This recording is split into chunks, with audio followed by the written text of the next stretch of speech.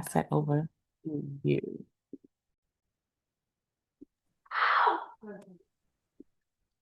Oh, well, great. First off, thanks for having me. I appreciate it. And I appreciate you helping me with these slides. Welcome, everybody. So we're here for this talk on ADHD. So I'm here to make it make sense because for a lot of us, it does not, especially when you are a late stage diagnosis Black woman. So I'm going to start with a story. And it's really interesting because a lot of women get diagnosed when their kids get diagnosed. And I am also one of those women. But that's when I found out about my ADHD. After all, I'm a therapist. You would think that I knew about ADHD, but I did not.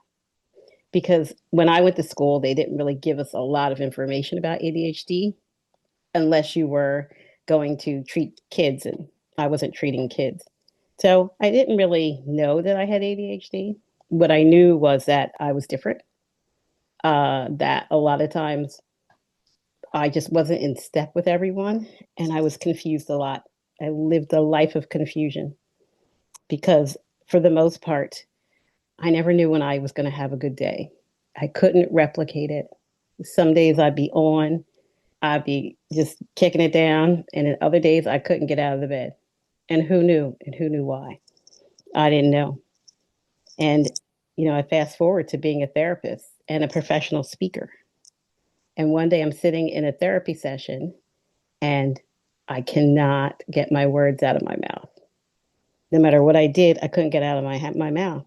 They would just disappear. They'd be gone. And it just felt like crazy because I was like, do I have early onset Alzheimer's? It's like, what does a therapist do that can't speak? I didn't know. But the one thing I remembered was that somewhere when I was doing research for my son, that how hormones affected your ADHD. And I happened to go to a meeting, CHAD, which is Children and Adults with ADHD. It's one of the preeminent um, organizations that really addresses ADHD in a way that makes sense. It's not making sense. And someone there was talking about their diagnosis journey and how they got diagnosed. And I pretty much jumped over the table and put the woman in a headlock and said, "You're going to have to tell me what you did, where you went, how you got this done." And she was like, "Whoa, whoa, sis, I got you. Like, just don't hurt me." But that's how important it was to me.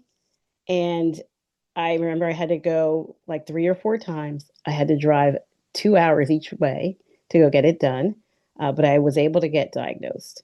What I come to find later is diagnosis is it's a privilege. It's not a right, unfortunately. But these are the things that, I find for all of my clients. When I was diagnosed for myself, it was like for a minute, the whole world stopped. My brain, with all the thoughts it had, for one whole minute, everything stopped.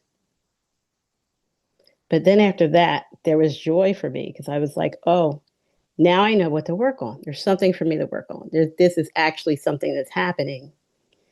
And I can be the one to do something about it. Because the thing is, it's not that my life was so difficult. Actually, my life was pretty good.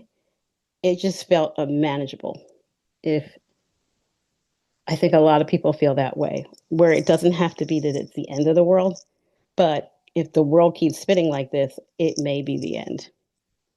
And so for a lot of people, they have rage when they get diagnosed because they feel like, what would have happened if I knew when I was younger? Because many times when they call late stage diagnosis, they try to say like it's over like 30. Sometimes they say 25. I always tell people it's like, yeah, hold my beer. I was in my 50s when I got diagnosed. So being in my 50s, there was a long time of just having to figure some things out. So I think because I had to figure things out anyway, I didn't have the huge amount of rage, but many of my clients do. They wonder why nobody knew, how come nobody told them, what would have happened differently. And I'm here to say that might be the case for you, but to consider, we don't know what would have happened if you found out earlier. What we do know is that it's real and diagnosable, And there's so many things that you can figure out what to do now, and that ADHD can really be a blessing on your life because it can be the thing that propels you to heights that unknown. And I know because I just, between myself and the clients that I have, it is just an amazing thing. We can go to the next slide.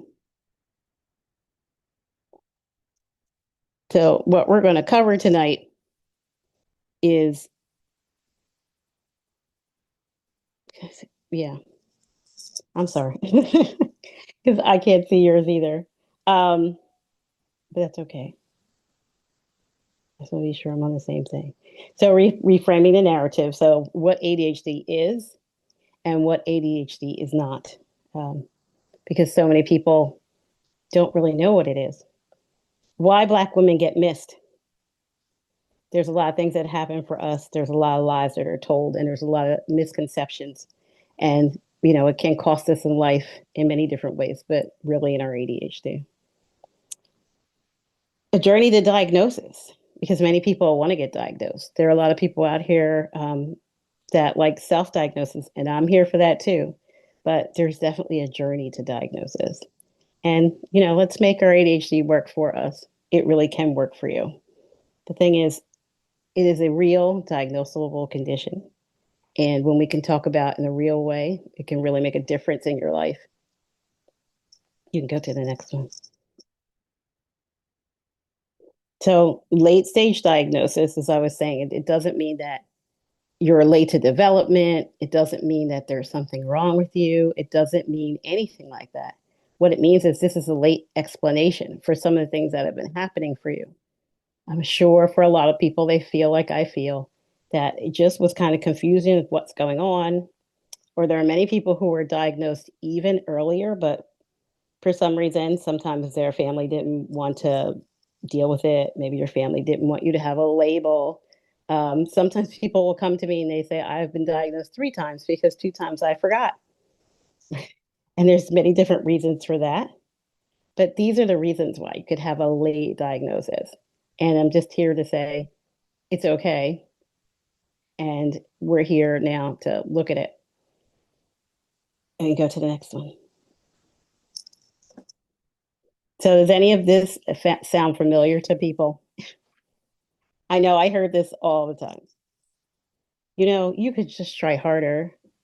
One of the best ones for me is like, well, if you just set a clock, you just left earlier. What if you just got a timer? What if you just learn to focus?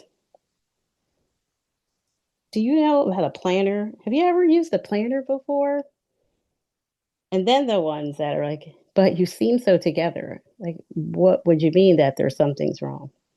You can't possibly have anything like ADHD.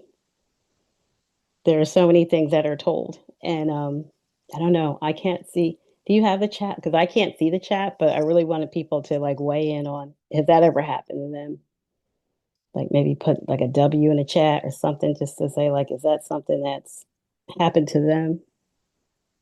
Has it happened to you? All right, so I see the chat open. So if anyone would like to interact with us, Oh, okay, yeah, two people shared. One person said yes, another one said story of my life, unfortunately. yeah, all the time. I hear you. Me too.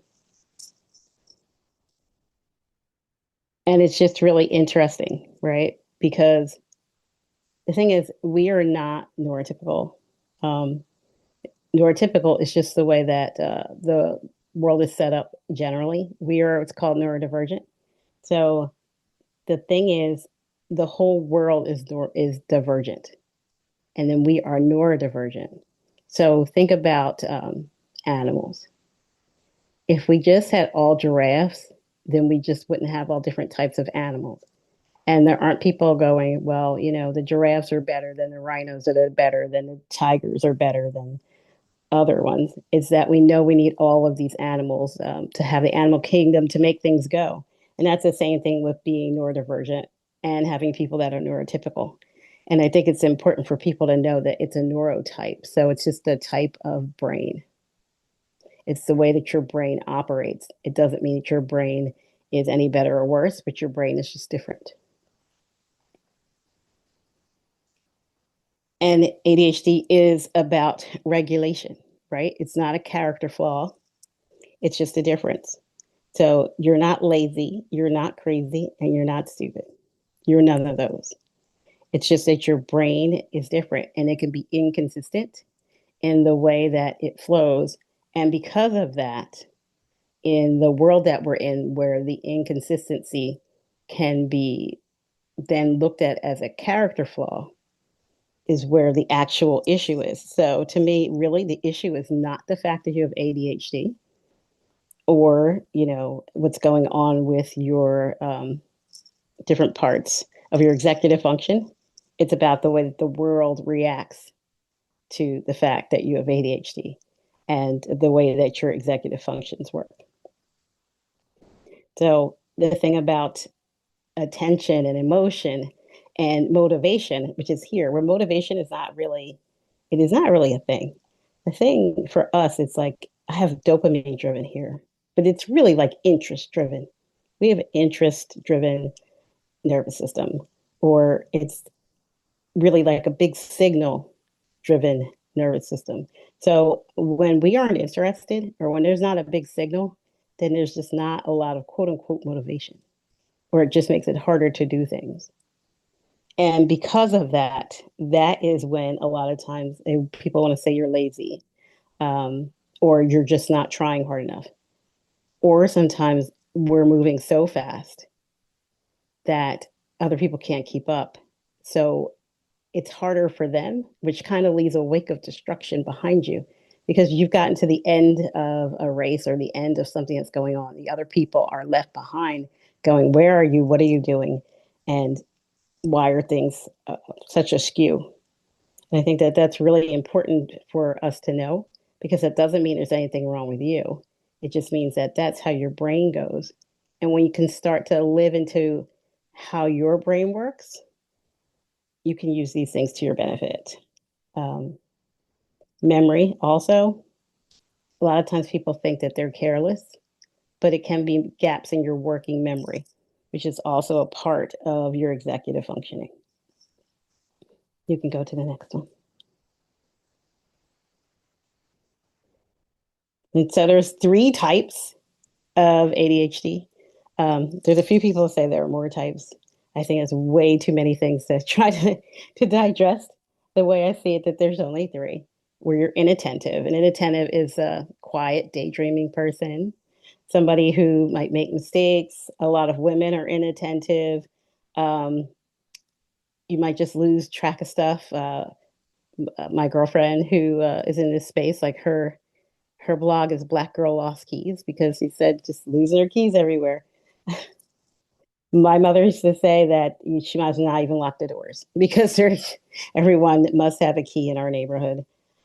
The hyperactive, impulsive type is what you would think of, or most people think of. I say it's like what is in the DSM and what they say, like little white boys falling out of their chairs, like being all over the place, being restless, impulsive, not being able to sit down, like you are run by a motor. Those are what the symptoms of being hyperactive. And then there's combined. And so combined is obviously a little bit of both.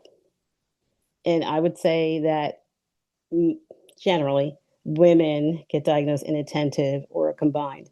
But I do know a lot of women who feel like they are diagnosed inattentive or combined. And when we talk, it's like really they are hyperactive. It's just that what happens for women is that the hyperactivity becomes internal. So as you get older, even if you were a girl that was running around being hyperactive, kind of like what you would see for boys, it goes internal. And so that internal chatter that you hear in your head over and over and over and over and over and over and over and over and over and over and over, that is the hyperactivity. And when it becomes internal, people can't see it. And that's when your ADHD becomes invisible. And that is a big reason why a lot of times people don't even know that you have ADHD. You can go to the next one.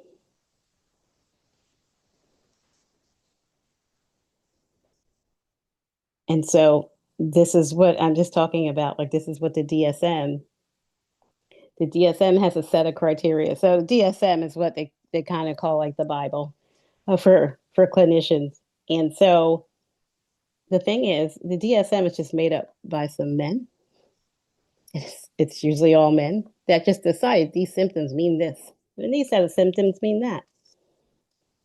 We're actually they're coming out with the next DSM, and friends of mine are on the committee of the DSM now, and a couple of Black women because we're really advocating for symptoms of women at least to be a part of it, let alone Black women, because we are not considered at all. It is this really straight clinical, like a couple of symptoms diagnosis, and it is ridiculous that it doesn't even really cover being anything about emotions. And emotions are a big part of your ADHD, and it was in the DSM, and then one day they took it out. I can't remember which edition, but part of the reason why they took it out is because they could not quantify it. Right. The thing about ADHD is when you meet one person with ADHD, you've met one person with ADHD. I say like there's a kind of a through line that goes through it because we can understand each other. But just like Black people aren't a monolith, people with ADHD or people who are neurodiverse are not a monolith.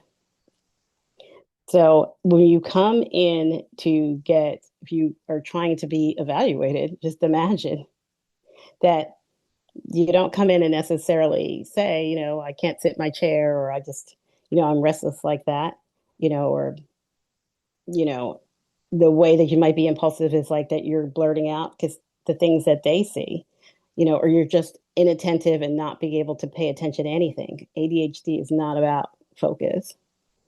It's about where we put our focus. It's not about attention. It's about where we put our attention. Because anybody here that has ADHD knows that you can focus on a lot of things and you can put your attention on a lot of things. And you have to, and you do. But a lot of times you don't want to put your focus and attention on something that's not necessarily, again, your biggest interest, right? Because if it's not interesting, or a bigger signal. And when I say a bigger signal, I say think about when they call shiny object syndrome, right? Sometimes something comes and it seems like so appealing versus maybe sitting down and doing your taxes, which we know we have to do, unfortunately. But it's not necessarily something that would be the shiny object. So if you're going to go and present and talk to some type of provider about something like that, the way that you present your, I hate to call them symptoms, but the way your life is going, it does not necessarily line up with what they see in the DSM. Because the chronic overwhelm is a big thing for Black women with ADHD. You can go to the next one. And there's a big gap in diagnoses. So it's 75% of women can go diagnosed into adulthood. And I would say, who knows, it might be more than that. As long as I've been doing this, there was a long time where nobody knew what ADHD was. Or a lot of people didn't, or they surely didn't want to talk about it. Then comes a pandemic and TikTok, and now everybody wants to talk about it. I call it the TikTokification of ADHD. So it's where people hear some of these symptoms, they go, "Oh, that's me," and it may be, but it may not be, right? So getting a diagnosis, I'm just here for that. I'm here for self-diagnosis, but I will say that just leads me to believe it's like here we have 75% until you're an adult. The percentage they try to say it's like 3 to 5% of people have ADHD, and if 95% of the people I know are neurodivergent, those things don't add up. So I think when the world changed, it allowed for people's ADHD to really become in the forefront. And the thing that I'm happy about that is because it's allowed it to be something that people want to talk about now. Because before I would talk and people would be like, I don't even know what you're talking about. So that's really exciting to me. So that's another reason why I was really excited to be invited here. Because it was several years ago that I did the podcast about ADHD. Um, so I'm happy that we're talking about it again now. And I'm happy to see all the people out there that are doing something about it, that are Black people and Black women. So um, I digress because I get very excited about that. But 36 is the average age. And like I said, I feel like that number is probably skewed to with things that are going on, and three times that are misdiagnosed. So most of the women, and there is a percentage, I just you can't think of it off the top of my head today, but women are diagnosed with anxiety or depression or bipolar long before they get diagnosed with ADHD. And many providers still feel like ADHD is like a second line um, diagnosis. And I just would like people to consider the anxiety that you have because you have undiagnosed ADHD is the anxiety that they're picking up, or the depression that you are presenting with is because you have undiagnosed ADHD and all the things that you go through because of these things. And that might be a lot of your depression, or at least it can help to relieve some of your depression. And that's my experience. And even with bipolar, I have a colleague, and you may have seen her. She was on the Tamron Hall show recently, and she is a doctor. And while she was in residency, she finally decided to go and try to get evaluated uh, for ADHD. Now, if you met her, we love her. You know she's ADHD the second she walks into the room. Before she gets there, her aura shows up and is in, and you know that she has ADHD. And that's fantastic. But when she went to go to get diagnosed, they wouldn't give her a diagnosis. And she didn't know why. And then she got a diagnosis of narcissistic personality disorder. And because she's a physician, or because she's in her residency, she asked to see the notes. And the reason why they did that is because they said that she thinks that she can do things. She thinks that she can get some things done. And she was in her residency. Of course, she can do a lot of things. It was amazing. And so it really took her out of her residency for a little while. But with the resilience of friends and family and just the resilience of her as a person, she, went back in and she's a physician now. But when she tells this story, when I even heard it the first time, it is the way that our pain is discounted as women, especially Black women. I was sharing, I share that, but I have, that's my back. It's really my shoulder has been out. And just going to a doctor who totally ignored my pain made this whole exacerbated for a lot longer than it had to be. And I live somewhere where I can have access. This is what happens to a lot of my clients when they even just try to go to get evaluated for ADHD. And I'm here to say it's important how we're able to express ourselves so that we can get diagnosed. And I'm very sad that we have to even have this conversation. I feel like it's when we have to have a conversation with our kids about being outside and being safe. It's the same type of conversations we have to be able to get the diagnoses that we need so that we are taken care of too. So that's something we get missed. So it's like we smile on the outside and people don't know. A lot of times we are able to really cover it up because we do get a lot of things done. And for us, coping is what we're used to doing. So it looks like competence, and we really get praised for it.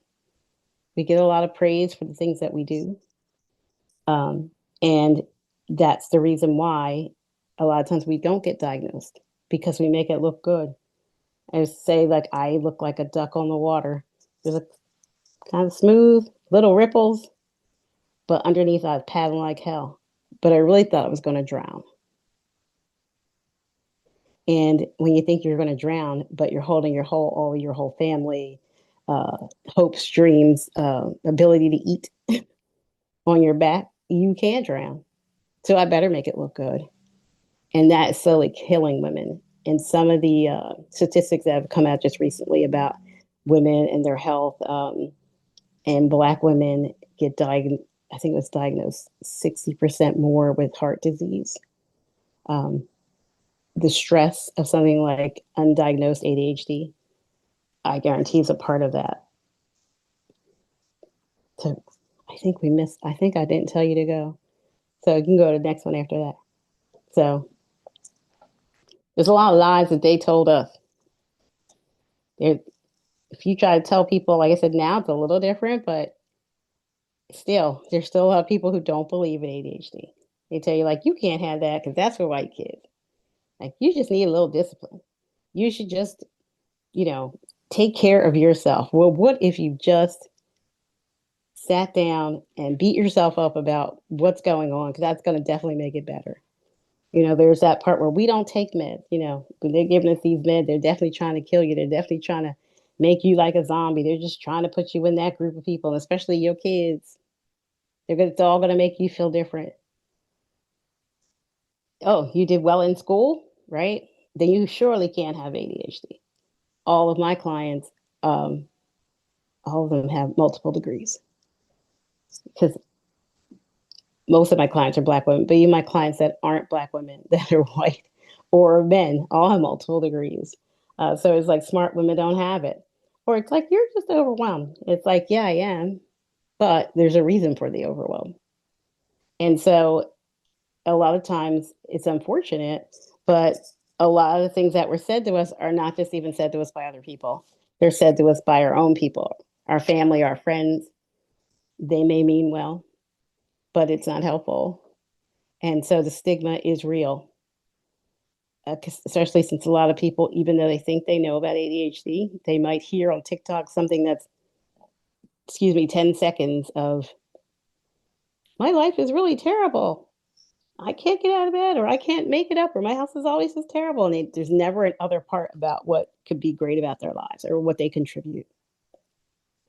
And because of that, they don't understand ADHD. And because of that, you might be treated in ways that are really discriminatory. So I just need people to kind of understand that the stigma is still real, even though people are talking about it. It doesn't mean the stigma has gone away. All right, you can go to the next one. And so it's like oh my goodness. The reason why I said the award goes to is because we are always performing. We are always performing. We are always out here trying to do the most, trying to look a certain way. So it is really a great performance, right? And the reason why we perform, which I call masking, is trying to fit in what I call a neurotypical box. So if you're like the early bird catches the worm, productivity equals your worth, and burnout's dedication. We'd be booked and busy. And for women, your production definitely means who you are, right? It is an identity that we take on. And I'm here to say, please stop that, because it's like I was saying, it's killing you. Because then we have to look respectable. We have to take on everything that comes our way. We have every civic obligation. What are you doing at church? Oh, what are you doing at your kids' school? Oh, your parents. Oh, your house. Because somebody come to your house and be like, oh, she's cooking. Well, I'm not eating her house. It's not tidy. So you make sure your house is tidy. Oh, I'm gonna make all of the different dishes. Many times when I'm doing longer speeches, I'll talk about how I would make the biggest Easter dinner you could ever imagine. Like 7 or 8 meats and 7 or 8 sides and 7 or 8 vegetables, where I would literally grow vegetables one by one and make sure that the marks on each vegetable matched up. So when I put it on there, it looks like they were on a grill, even though I made them in a house. And I wish I were kidding. And I would spend all this money and I'd stay up all night, and I'd stay up for a week and trying to figure out the measurements and trying to make sure it came out hot. And it would always be late. People had to get to know that, but I'd come out and I'd be like, all kinds of stuff. I never got dressed. I'd buy an outfit and never could get dressed. And people were all happy. And then they take all the leftovers home. And I really wouldn't have leftovers left. And it was like, okay, so you spent all this money, you spent all this time, you spent all this effort, and everybody was happy. But was I happy? Did I get a chance to spend one moment with my family?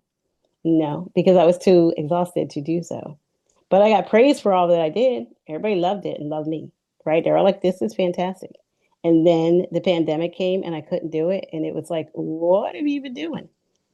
My husband had a birthday right when you could kind of invite people over, and I couldn't figure out how many and everything. So it's not that I knew people catered, but I didn't. Why would I cater? I could cook. People love my cooking. That's what I do. That's what I do. I decided to cater because I couldn't figure out how many people were coming. This was the best day of my life. People came, they ate, I sat with them. They were like, oh, I drank afterwards. Whatever was left, we put up, blew out the sternos and threw out the aluminum and sat down. I was like, what have I been doing for like 20 some odd years? But this is what we do, and we get praise for it. And we don't understand what that's eating away at, because what it ate away at for me was all those years that I did it and got praised. What I didn't get was the thing that I wanted to do most, is spend some time with family. Because as we all know, we do get busy, and those times that you do get to spend with your family, you only get a certain amount of them. And as people are, leaving here, I wish that I had had more time to spend with them. So I don't look back, and I'm not mad. I do look forward and go, what am I doing with the people who are here, or the new folks, the little ones that are here? You can go to the next one. And so, there's a performance tax. I was just talking about masking, and then masking about how we want to hide. Somebody told me last night, I was at another reading for ADHD, and he was like, you're just trying to tuck in your ADHD. You just trying to tuck it in behind. Not everybody gotta see it, just tuck it all in. And so I was like, that's exactly what masking is. It's like, just don't want anybody to know that your ADHD is out there. And that's a lot of energy. And then there's code switching, right? So trying to make all those other people comfortable in the room, because that's surely not for us. But both of those things are definitely things that are for our safety. Like, we do it for a reason. Um, and then we have to look good doing it, right? You can't show up not looking the way you need to look. And we do that. But all that performing is really hidden tax, as much as forgetting to pay bills with ADHD, or forgetting to, call a friend with ADHD. These are all ADHD taxes that we do pay. And it's just not very happy for us. It does take a lot of the life out of us. And you can go to the next one, because these things cause a shame. There's so many things that can cause shame. ADHD causes a lot of shame, especially when you don't know about it. Because a lot of times we think we should be able to do something. The shoulds. We should be able to do this. We should be able to do it on time. We should be able to do it like so and so at work. We should be able to handle all these tasks. We should be able to talk to everyone. We should remember every birthday, or everything that happens on your kid's calendar, or every obligation. Yet we're the ones with ADHD, right? We're supposed to remember all that in our heads. We should be able to do so many things, right? When we feel like we can't, then comes the shame. Then we do overcompensation, right? We can't let anybody know. So we do extra. We do extra and extra and extra, and we overperform. And it is what we see all over the place with Black women. So we don't even know that we're doing it. Then comes the burnout. You wonder, why am I so tired? Why can't I get it together? Why, when I sleep, I'm still tired? People try to talk about the software error, but then they're still running around and working and doing too many things. It's because you're trying to overcompensate for your ADHD so that you can get to the software error. We're always trying to get there.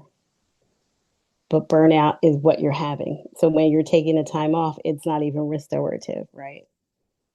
Because burnout is when your nervous system is dysregulated, and there's different types of rest that we may need.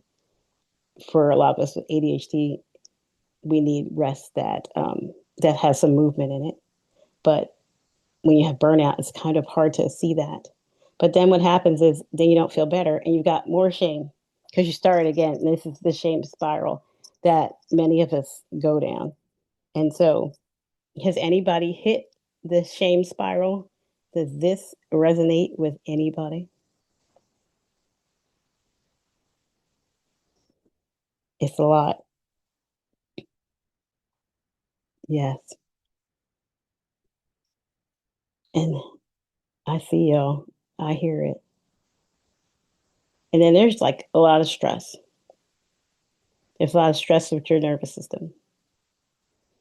So even the tasks that can usually be manageable aren't. Sometimes, because our regulation isn't steady across, it can drop and we'll feel like then that there's something wrong with you. The gaps in your memory, which happen to me often, can sometimes mean that you don't want to talk to people because of that, or you'll forget. Some people forget conversations, forget mid sentence of the conversation, or things just vanish, poof, gone.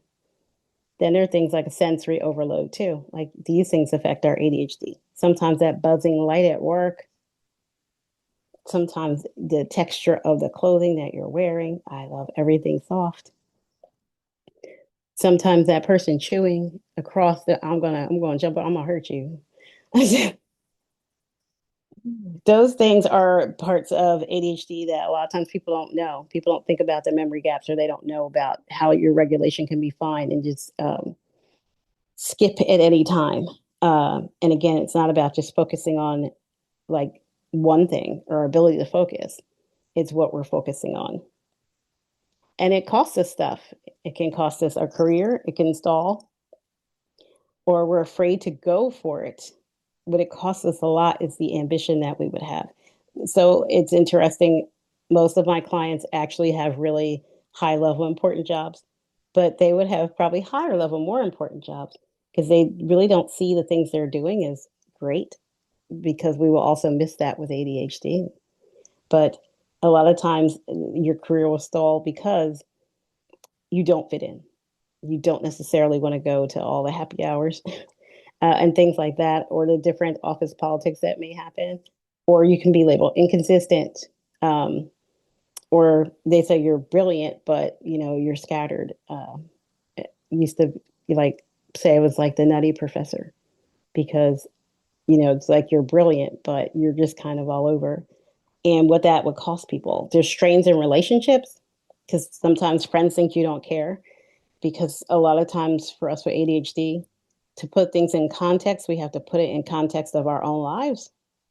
So we will speak it back. Somebody says, "Oh, this happened to me." You're like, "Oh, that happened to me too." It's not that you're one upping them. It's like sometimes to put it in context in your brain, you have to put it in context of yourself. And some people can feel like that could be a bit narcissistic, and also people will feel like their friends will feel like they're forgotten, or they're the ones that are always calling. They're doing all the work, because a lot of times it's out of sight, out of mind with us. It's non personal. It's just managing all the things. Sometimes calling your friend becomes a little more difficult, and you can lose a lot of friendships. There's also a lot of misinterpretation with friendships. There's a mental health crisis out here with burnout, um, and people not knowing that they're burnt out and continuing to do the things that they need to do. Um, and sometimes not getting diagnosed. Again, if you can't get diagnosed, I really hope people go get a second diagnosis. You go for it. Go, please. Try again. Try again. And then just the lost time that people feel that they have. You can go to the next, probably to the, I think we keep going. Keep going. Here we go. So you got your diagnosis. It's like, yes, no, oh, all the different emotions. And so perimenopause is a big part of your ADHD. And when you go through perimenopause or menopause, when your estrogen drops, that's the reason why you can lose your words or sometimes forget things. And sometimes when you go in and you try to get a diagnosis and you say that, then they're going to give you a brain scan because they're going to think that there is something wrong, or they may feel that you have other diagnoses first. Um, but as I said, a lot of people, when they get diagnosed, there's a lot of grief. there's a lot of thoughts about what would have happened if I knew sooner. How would my life have been different?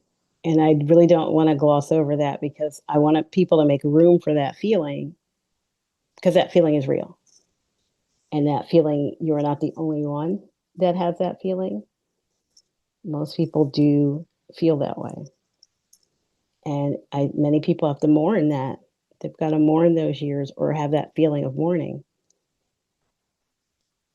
And as I said earlier, after you give that the room that it needs, I say consider that we don't know what would have happened before, but we do know what can happen now. So I always say, like, for relief, I was so happy, maybe like the next day, um, that that then I had something to work on.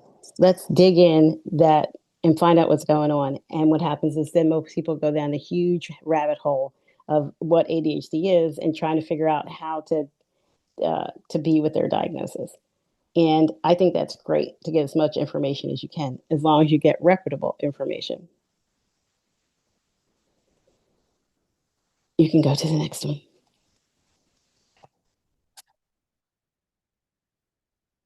So now it's that you can make sense of this, right? Because we used to just say, oh, it's a flaw, right? It's not just a flaw. There's nothing wrong with you like that. It is that your brain is different. And now you can make sense and use your hyper focus or your emotional intensity or all the energy you have for your benefit as opposed to for your detriment. And enjoying your brain and how it works is great. And I'm wondering, when people think of their brains now they know they have ADHD. What is the way that you can think about it not as a flaw, but as something that is a wonderful gift? Not a superpower, but like a gift. Do people have any ideas?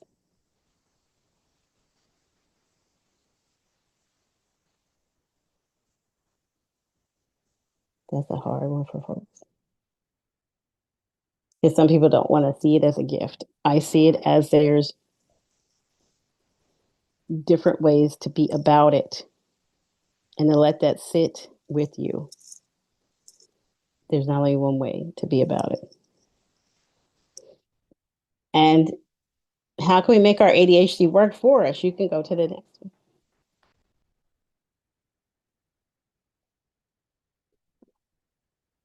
The ways to make your ADHD work for you.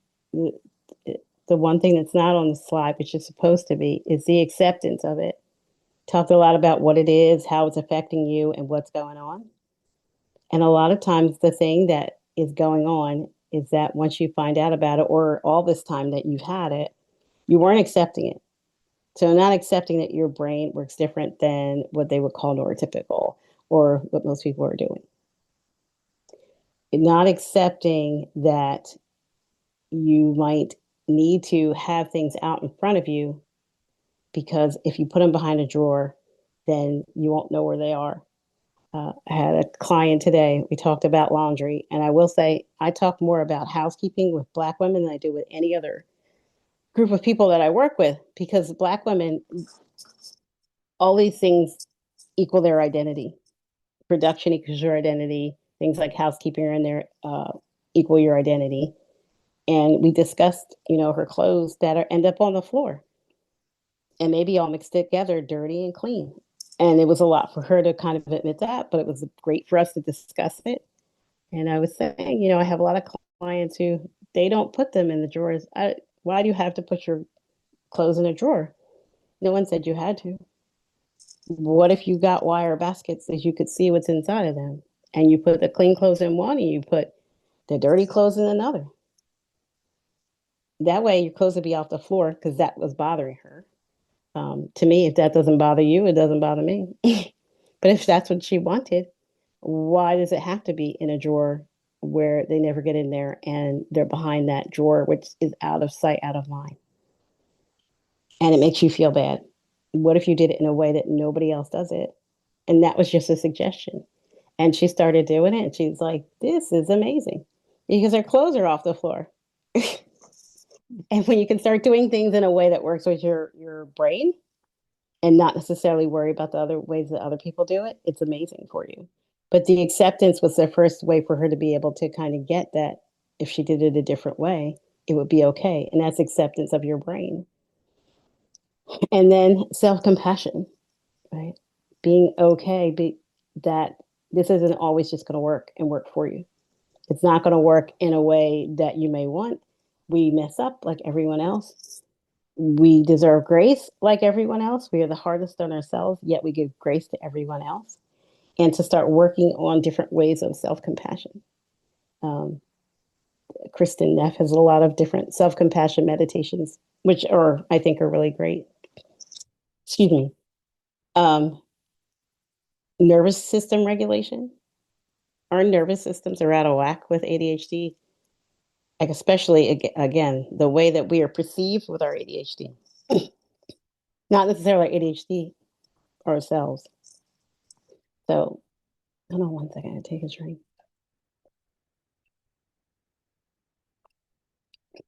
So, our nervous systems are out of whack because of trying to do all the masking, code switching, dealing with all the racism and misogyny and ableism that there is out here in this world. And so, that type of stress puts our nervous system out of whack. And when it's out of whack, then it's hard for us to do any of these other things.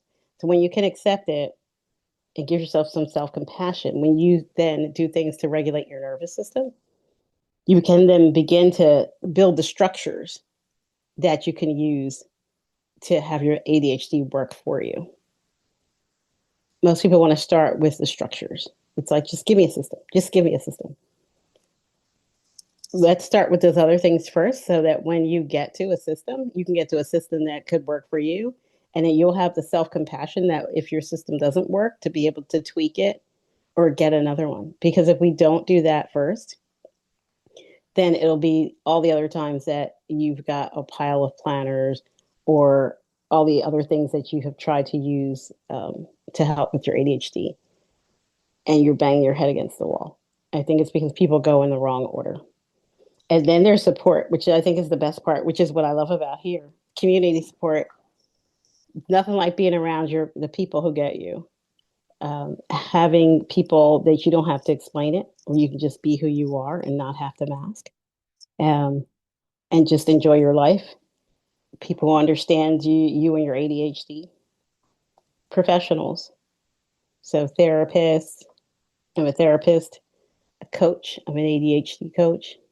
Professionals who get it and professionals who know what they're doing and can help you through to do these things, find the structures, help you with your regulation, help you figure out how to have self-compassion because some people don't even have never had it. They don't even know what I'm talking about half of the time. And help you to get to the acceptance, which makes your ADHD a wonderful thing. So you can go to the next one. You can actually, oh, peer support. Yeah, you can keep going. I'm just going to keep going, looking at the time.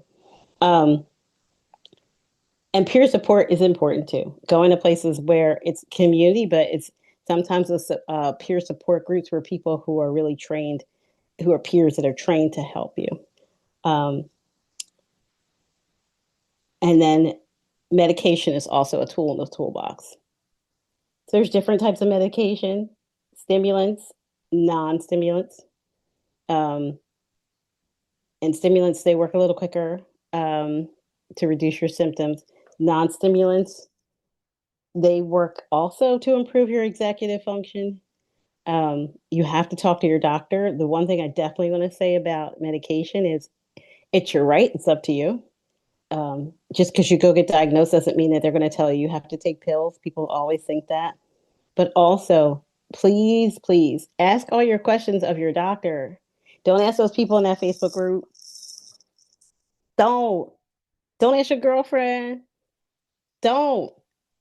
Medications are, especially ADHD medications, it's not about like your height or your weight. It's not like, give you like you get a Z pack that just give you the same thing for each person. It is different, and you have to titrate, which means that you have to really take a medication, see how it works for you, and maybe go up and down with a dose or try a different one. And just because it might work for me doesn't mean it's going to work for someone else. And so when I see people in these Facebook groups just wholly putting their health, because it's your health, with people who have no idea what they're talking about, they mean well, but they don't know. I just beg of you, go to your doctor, explain to them your symptoms, write them down. I have a tracker I give the clients, like write down this. If something's not right, let's write down the symptoms and when and what time. And if you're a woman, is it your cycle? Like, let's track your cycle, because also medications don't work as well right before your cycle. And if you go to your provider and you explain that, then they can be more helpful to you. So when you have the information to give to your provider, they can help you to get these medications. And for some, and if you get a good provider, they can really have it where the medication really, really is so beneficial to you. If you choose to take it, because I'm also here for the people that don't want to take it. And I'm here for some of these supplements and things that people say. But I will say, talk to your doctor about that too. Because if you don't talk to your doctor, you don't know what you're getting. And then when people want to say it doesn't work or it's done all these things to me, it's because you haven't brought back information, because your doctor won't know, or you're listening to people that are telling you stuff that's not making sense. So I beg of you to do that. And so I have a framework that I use to help people, and on my clients to really be successful with their ADHD. And it's an energy roadmap. You can go to the next one. Thank you. Um, and the energy roadmap really gives you a way to be able to do these things and really be successful with your ADHD. Um, and so, just quickly, the way that we kind of work it through the system is just recognize that it's not a flaw, right? This wasn't just you. It doesn't mean that there's something wrong with you. And the fact that you get your best ideas at 3 a.m. and then should you act upon them? Probably. Should you go to write them down? Probably. That doesn't mean there's anything wrong with you. It means that that's when your brain woke up, right? So to begin to really dismantle and recognize and accept that that's your ADHD, that it isn't just you, and really come into inside of your body, doing some of the things that we do, especially as Black people. We're not always just in our heads. We are when we have our ADHD and we're not thinking about it, we are not in our bodies. We are in our heads. When we can do this, recognize, we can get into our bodies, which is another way to be able to really work with your ADHD. Refuel. What does your brain need? Are you eating? Are you sleeping? Are you talking to friends? Right? Are you taking the time for yourself that you might need to refresh? People with ADHD a lot of times need some time alone to refresh.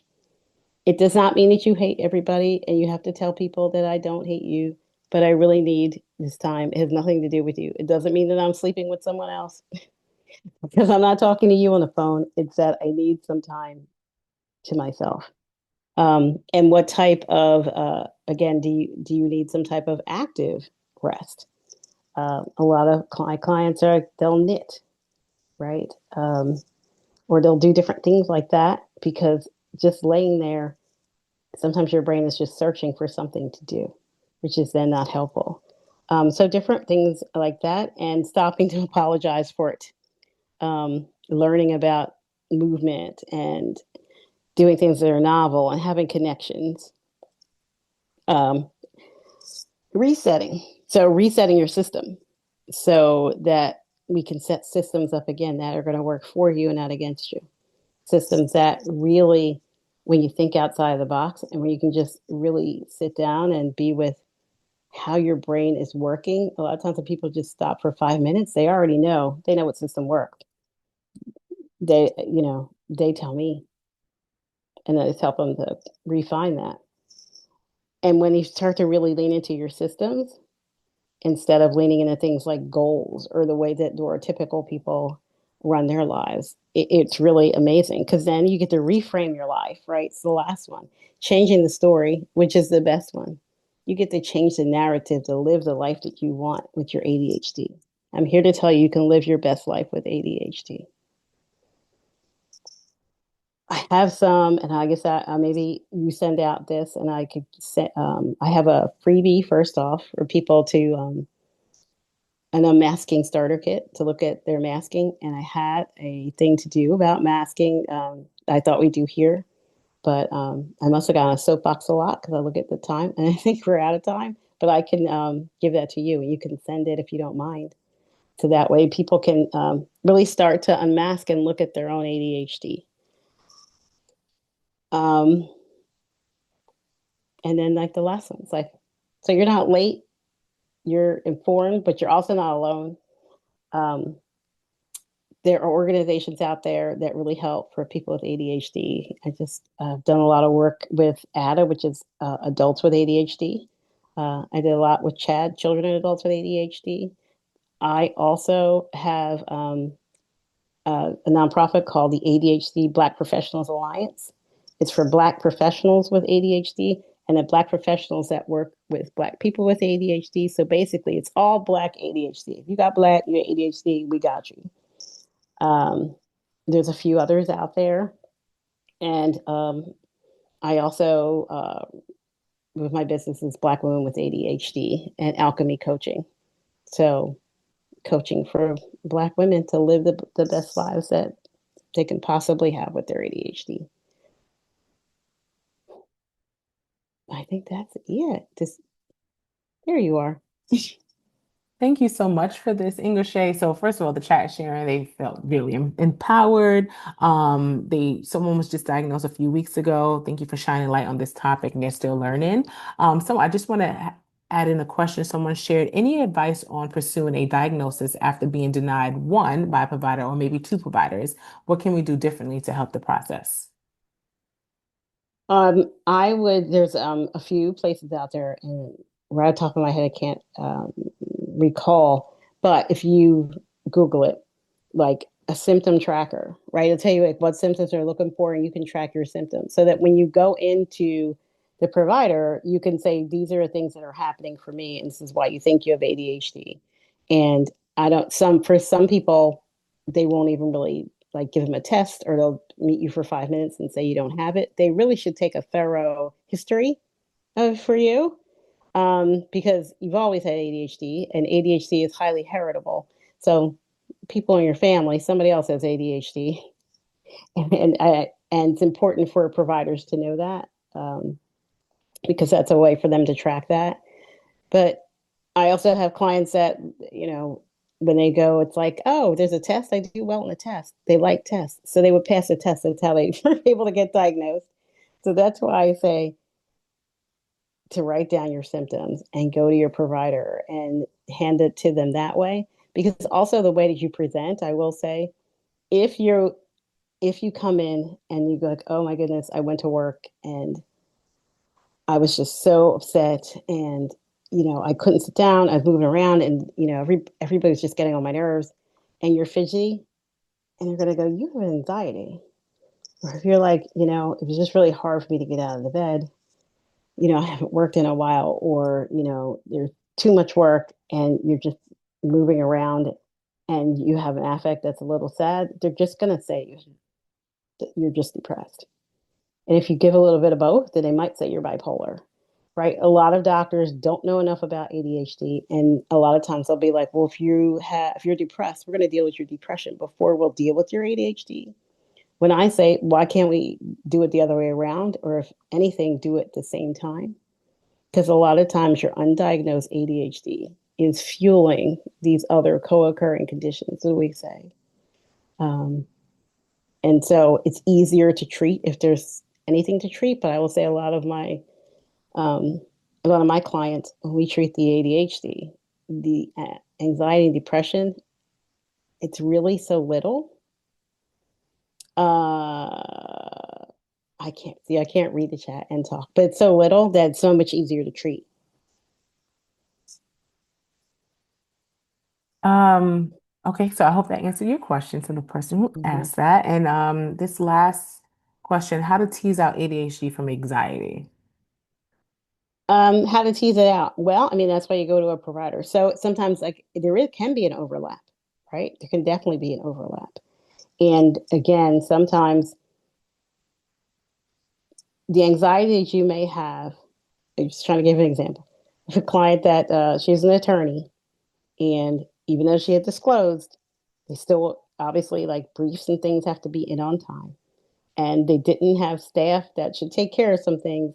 And she would get called out because she would need the courier every time to send out her briefs before it was too late. And she still got called out by her boss in front of people because of this. So it got to the point where she would like hyperventilate on the days that her briefs might be done, especially if she couldn't get anybody to.